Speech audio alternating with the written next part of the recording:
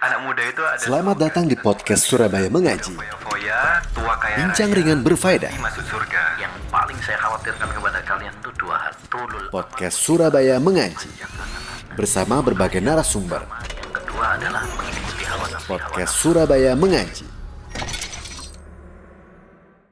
Assalamualaikum warahmatullahi wabarakatuh. Alhamdulillah wassalatu wassalamu ala rasulillah. Selamat datang kembali di podcast Surabaya Mengaji. Dan ini kita membahas berkaitan dengan tema yang kedua. Setelah tadi yang pertama di live streaming kita membahas berkaitan dengan atau seputar sholat 5 waktu tidak ada di dalam Al-Quran. Apakah benar itu? Dan bagi yang menyimak recording bisa disimak di video sebelumnya. Dan insya Allah di tema kedua ini kita akan membahas berkaitan dengan tema yang menarik juga seputar murtad atau keluar dari Islam, bagaimana hukumnya. Masih bersama guru kita Ustadz Abu Ubaidah As-Sidawi. Langsung Ustadz, kita membahas berkaitan tema yang kedua Ustadz. Siap. Murtad atau hukum murtad dalam Islam, atau hukum keluar dari Islam.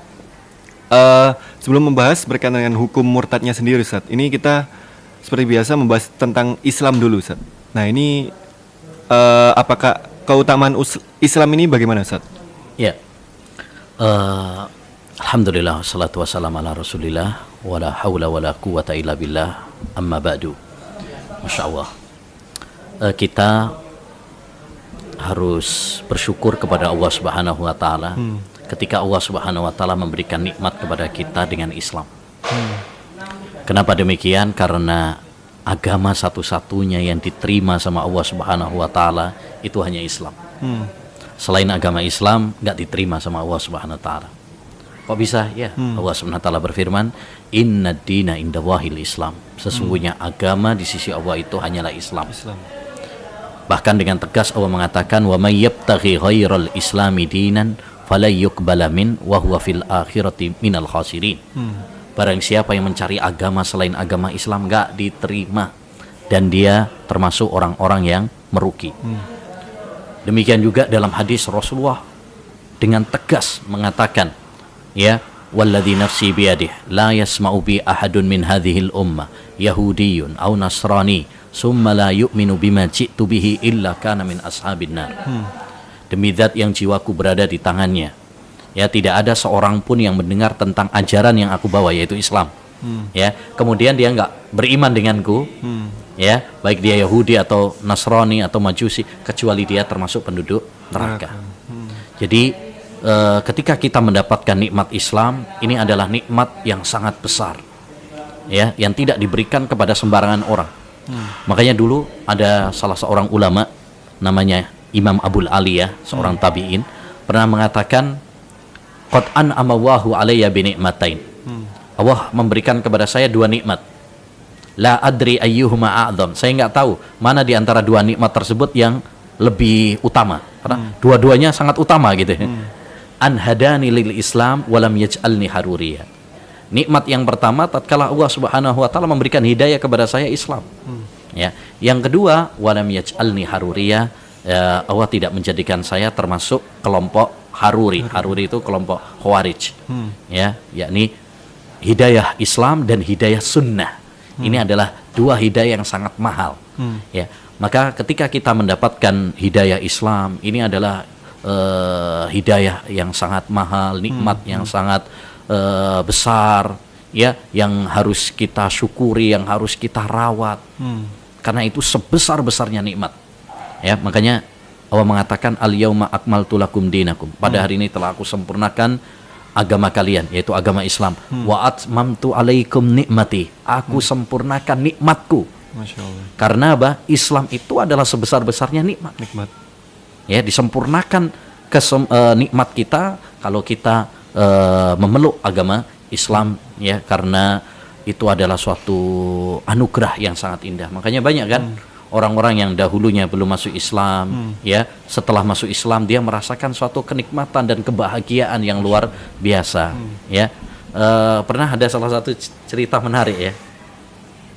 Ada salah satu dokter Muslim pergi ke Barat, ya, ke Eropa. Di sana dia ketemu ada salah seorang dokter juga, dokter kafir gitu. Dia konsultasi, ya, curhat lah. Ya, saya lihat kamu seorang muslim itu. Oh, dari penampilanmu. Iya, memang iya. Saya pengen curhat. Saya ini uang ada, ya, popularitas ada, kedudukan ada, tapi terus terang, saya belum merasakan kebahagiaan yang aku cari. Ketenangan, batin, ini belum aku cari, belum aku dapatkan. Terus seorang muslim ini nanya balik. Saya tanya kepada Anda kan dokter. Andaikan ada orang minum minuman yang seger, ya, kayak ini, seger ya. Minuman yang seger, tapi dia minumnya lewat hidung atau lewat kuping, apakah dia bisa merasakan nikmatnya? Ya, dokter tersebut berpikir, ya enggak lah. Nggak mungkin orang lewat kuping atau lewat hidung merasakan nikmat. Nah, ya. Begitu juga Anda. Anda pengen mendapatkan ketenangan, pengen mendapatkan kebahagiaan, tapi caranya yang keliru. Kebahagiaan itu bukan dengan pangkat, uang, popularitas. Ya. Kalau Anda pengen ketenangan hidup yang Anda cari, masuklah agama Islam. Masya Allah. Subhanallah. Selang beberapa hari ketemu lagi. Ya, dan dia mengabarkan, aku sekarang sudah muslim dan saya sudah mendapatkan ya kebahagiaan yang aku cari. Ya, jadi intinya ketika kita itu sudah mendapatkan nikmat Islam, ini nikmat yang luar biasa, harus kita syukuri, harus kita rawat baik-baik sampai kita mati di atas Islam. Wala tamutunna illa wa antum muslimun. Jangan kalian mati kecuali dalam keadaan Islam. Ya, ini nikmat yang harus kita jaga. Idza kunta fi nikmatin far'aha fa innal ma'asiya tuzilun ni'amah. Kalau kamu mendapatkan nikmat, rawatlah baik-baik, jagalah baik-baik, karena dosa itu bisa menghilangkan nikmat-nikmat Allah Subhanahu wa taala. Nah, ini orang-orang yang dulunya dikasih Islam kemudian melepas nikmat tersebut, ya itu adalah bisa jadi dikarenakan dosa-dosa yang dia lakukan. Wallahu a'lam. Nah, tadi sudah disebutkan Ustaz bahwasanya Islam ini agama yang sempurna, bahkan satu-satunya yang diterima oleh Allah ya Ustaz ya, agama Islam. Kemudian mungkin ada seorang muslim yang memutuskan untuk keluar dari Islam atau murtad dari Islam. Dan auzubillah, menyesalnya mereka ini murtad karena mungkin hal sepele. Mungkin menikah dengan non-Islam, Nasrani, kemudian disuruh pasangannya untuk keluar dari Islam, nurut. Kemudian ada mungkin saudara-saudara kita yang kekurangan ekonominya, dibantu disuplai beras atau mie satu kardus dan seterusnya untuk keluar dari Islam, nurut. Nah ini kita membahas berkaitan dengan ancaman terlebih dahulu Ustaz. Keluar dari Islam ini ancamannya bagaimana Ustaz? Ya, Masya Allah. Ya, orang kalau sudah mendapatkan nikmat Islam yang sudah begitu indah, semestinya dia harus menjaga dan merawatnya sampai titik penghabisan. Karena dia sudah merasakan nikmatnya Islam. Nah, dia kalau sampai keluar, dia berarti belum merasakan nikmatnya Islam. Ada yang salah dalam keislamannya. Nabi SAW pernah menyebutkan dalam sebuah hadis, salasun man kunna fi wajada halawatal iman. 3 hal, kalau itu ada pada seorang, dia akan merasakan manisnya iman. Ayyakuna Allahu wa rasulu ahabba ilaihi mimma siwahuma. Kalau Allah dan Rasulnya lebih dia cintai dari selainnya. Wa yuhibbal mar'a la yuhibbuhu illa lillah. Kalau dia mencintai orang lain karena Allah Subhanahu wa taala. Yang ketiga, ini yang menjadi pembahasan kita. Wa an yakraha an yarji'a ilal kufri kama yakrahu an yukdhafa finnar. Dan dia benci untuk kembali kepada kekufuran. Ya, ini enggak mau, dia murtad, enggak mau. Ya, sebagaimana dia nggak mau dicampakkan ke neraka. Ya, orang masa mau memasukkan ke neraka? Nggak mau. Begitu juga orang yang merasakan lezatnya iman adalah orang yang nggak mau balik kepada kekufuran. Ya, dia nggak mau murtad. Kenapa? Karena kalau dia murtad, maka pada dasarnya adalah merugikan dirinya sendiri, membinasakan dirinya sendiri di dunia dan di akhirat.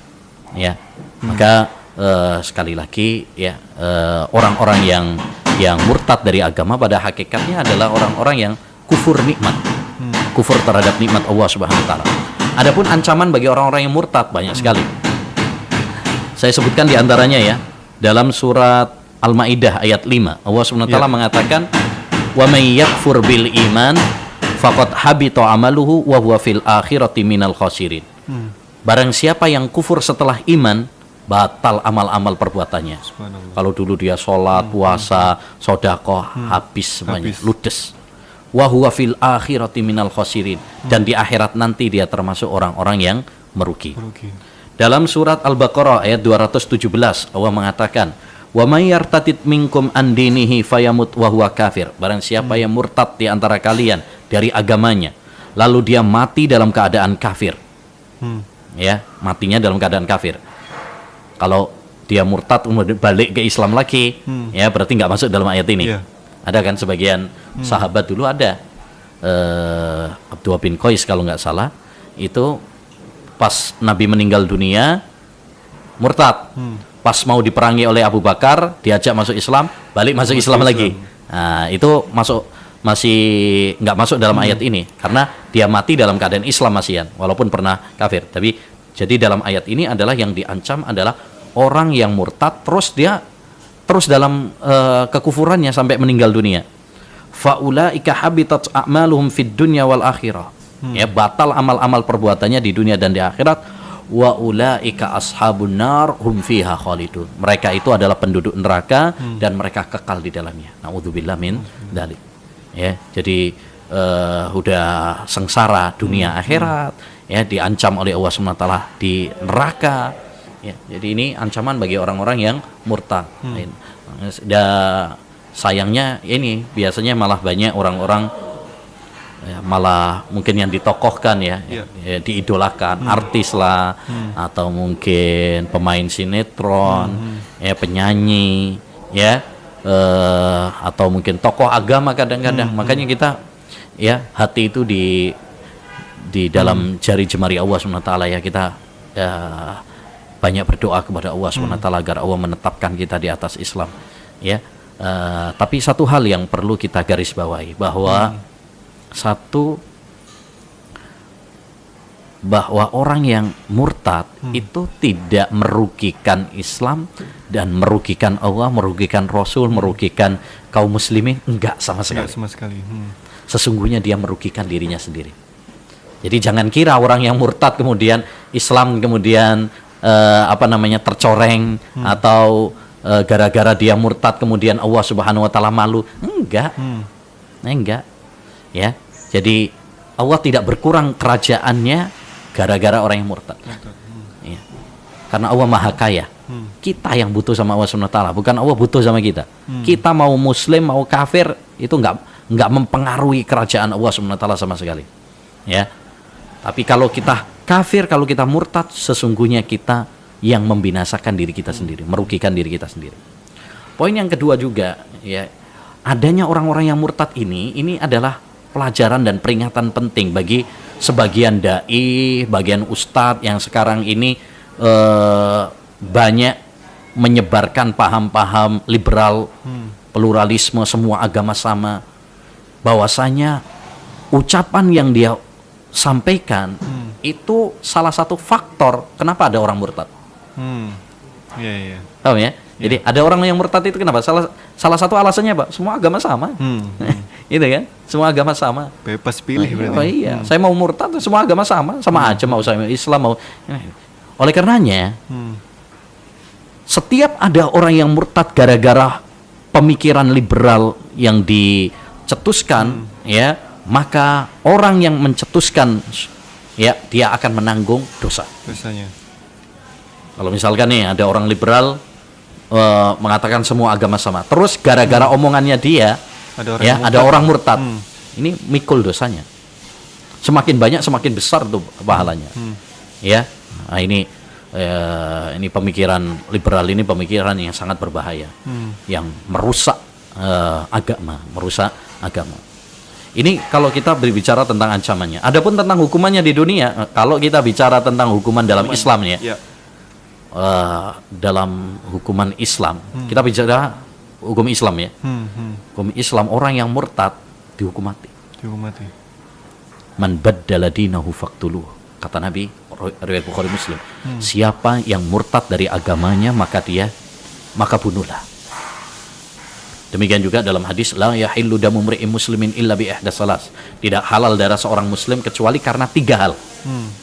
As-sayyibu zani, orang yang berzina padahal dia sudah nikah, dirajam kan berarti dalam hukum Islam.